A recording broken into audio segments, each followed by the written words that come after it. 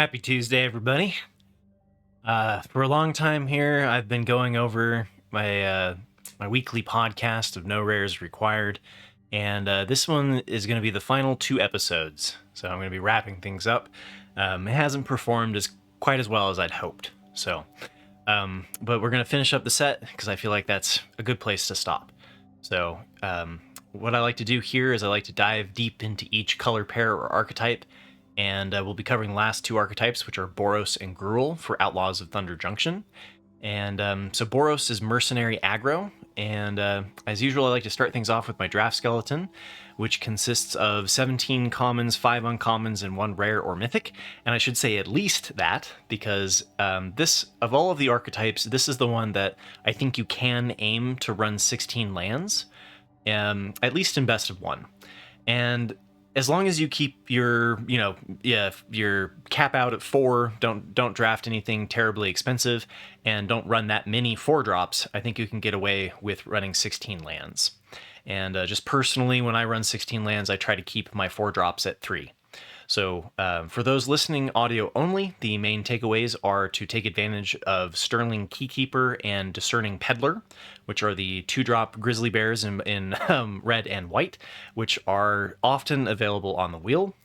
And you do need a good amount of 2-drops for aggro, and those do work particularly well. And then similar to Orsov, the Signpost, so Eartha Joe, Frontier Mentor, is very critical for trophying, in my opinion. But it is available late for an uncommon, and this archetype does not support more than 1 drafter, so definitely keep your eyes open for signaling that you aren't in a contested lane. And then white has decent removal like Mystical Tether and Lassoed by the Law, and red has Explosive Derailment at common. So with the larger picture in mind, we'll dive into the 17 lands data and cover the traps and when to look to take each card.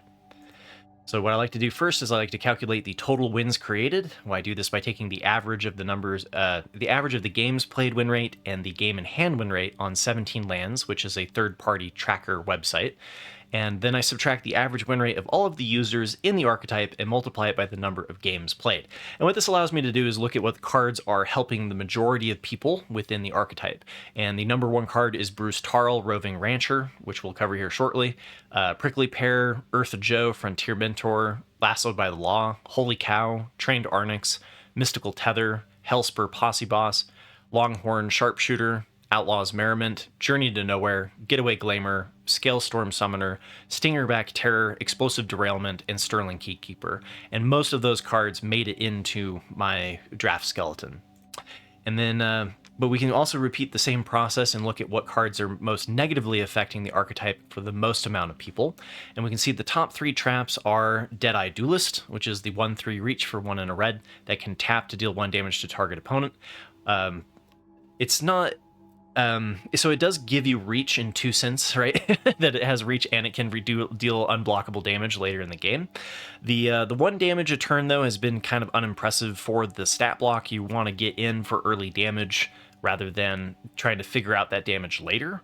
I've found that this archetype generally wins through a burst of damage or through damage through the air, better than just dealing the 1 damage to your opponent. And you don't really care about the crime enabling in this archetype.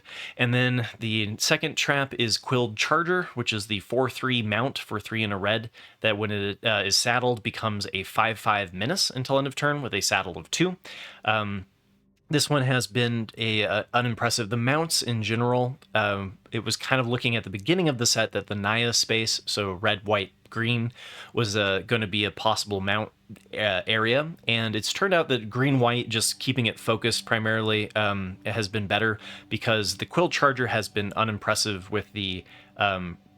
So the 5/5 menace being able to saddle something and push through. The problem is the 3 toughness on defense. So it's offensively sided, and this set doesn't tend to just be always the beatdown. You do need to also play defensively, and that's where this card really falls behind. And then the Bridled Bighorn is kind of in a similar spot where the 3/4 stat block, if you compare this to the Giant Beaver in green, just does not line up particularly well. So you've got a the 3/4 vigilance for 3 and a white, that when it's saddled for 2, you create a 1/1 creature token. There is a little bit of a payout for going wide in this archetype, but not for saddling with a creature that is bad on defense. So avoid the red-white mounts in the Boros archetype, focus more on the mercenary synergies. And then, so the next thing I want to do is I take the wins created that I just talked about, and then I divide them by the number of times that the card was picked. The commons and uncommons going to be picked more than the rares, right? And so it kind of brings everything down onto a more equal level. And then I graph that against the average time that the card is taken during a draft, or the ATA, and fit the data with a logarithmic regression. And what this allows me to do is compare how well the card is doing compared to what it should be doing along that logarithmic regression. And we'll call this one value over replacement, thanks to Carl, aka 2duck-cubed, who came up with the method. And so this is a good way of looking at what are the top cards to take at different time points within a draft, and by how much are they improving over an alternative pick. So top of the list here, we've got Bruce Tarl, Roving Rancher. This is really your big payoff for being in red-white. It has really great synergies with the Holy Cows, giving them double strike, because Oxen you control have double strike. And then it helps you dig to additional threats. And then if you hit lands, you get to create a 2/2 Ox creature token that then has double strike, as long as Bruce Tarl remains alive. And we have the Hellspur Posse Boss, which gives your other outlaws have haste. And then when it enters the battlefield, you create 2 1/1 red mercenary creature tokens. And this is kind of like cards like this, along with the Prickly Pear and some to the Prosperity Tycoon to a certain extent, is why there is a little bit of a go wide theme in this. But really what you're going to be using is the ability for the mercenaries to tap to get your evasive damage through, basically through the Holy Cows. And then the Collector's Cage is a 1 in a white for a mythic artifact with Hideaway 5. You can tap for a colorless to put a +1/+1 counter on target creature you control. And this does work with the Signpost Eartha Joe.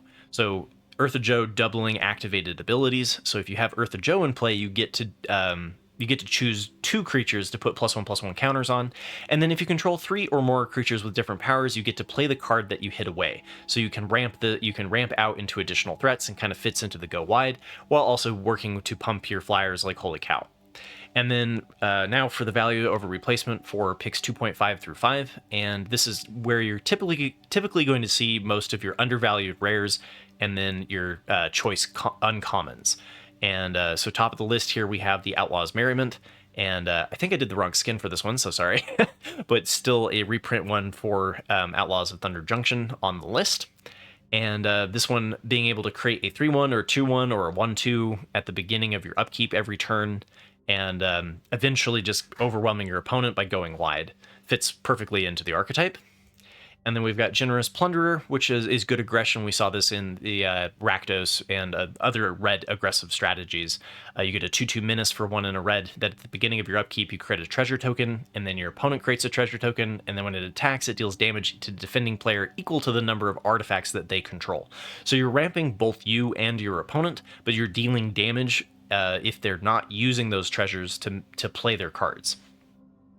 So, and then third, we've got Lassoed by the Law, which is a mythic level uncommon. This one is a fine one to take at pack 1, pick 1. And because it's removal, and then also gives you a mercenary token, which has additional synergies in this archetype. So the next up is value over replacement for picks 5 through 8, and this is where you're going to see your undervalued uncommons and some of your key commons. Top of the list here, we've got Eartha Joe, and as I mentioned, it has synergies that the more 1/1 mercenary tokens that you're creating, then all of them being able to give something +2/+0 just makes them that much better. And then it does work with the Collector's Cage. And so pairing it with things like Prickly Pear, which comes with the 1/1 mercenary token, makes a lot of sense. And then the third on the list, which is Holy Cow. And this one is your best option for cheaply getting in if you're going to, look for a lot of your other flyers are like Sterling Supplier, which costs too much if you're going to be doing the aggro strategy, especially if you're cutting down to 16 lands.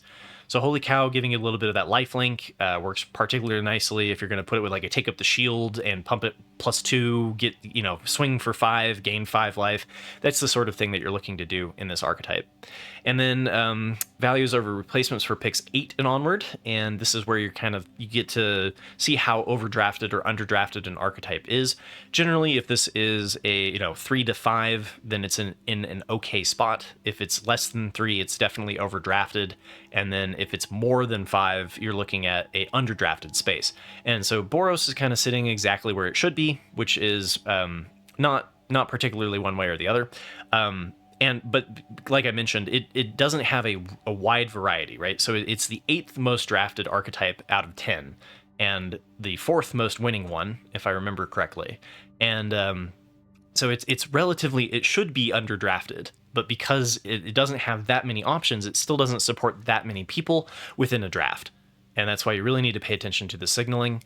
And but top of the list here, we've got Sterling Keykeeper, and so it gives you that early pressure. Some of the archetypes are only starting on turn 3, like Gruul and Golgari come to mind.